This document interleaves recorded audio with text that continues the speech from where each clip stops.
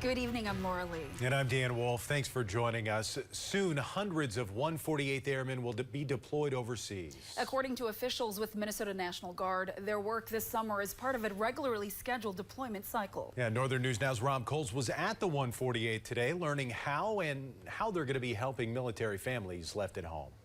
An announcement in Duluth Wednesday means hundreds of Minnesotans will be away from home this summer. The 148th Fighter Wing will deploy approximately 300 personnel overseas this summer as part of our regularly scheduled deployment cycle. Colonel Nate Asta, commander of the 148th, says many of these service members heading overseas have a positive feeling about their assignment. And this is what they train to do, is to go deploy. So generally speaking, we don't have a problem filling these deployments with volunteers because they want to go do their job. The location of where these service members will be headed and their duties when they get there are not being released yet.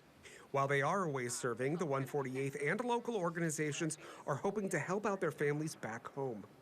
Susie Hartwick with the 148th says one big concern for many is childcare, but resources are available. The Red Cross hopes to do some babysitting clinics, so we also have some of our older military kids that can help support and babysit during these separate times of separation as well, but also just building some of those resources.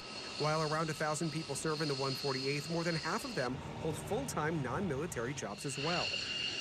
There are laws in place to make sure a service member can return to work after deployment. Local companies, including Minnesota Power Elite, have earned the status as a yellow ribbon employer for their commitment to helping workers who also serve in the military. So we have over 100 military-connected employees who are either currently serving, veterans, or family members of those who are currently serving. They don't have to worry about their job when they get back. We'll be here waiting for them when they return. In Duluth, Rob Coles, Northern News Now. Now, no word yet on the exact date the deployment would begin, but we do know it will last around 3 months.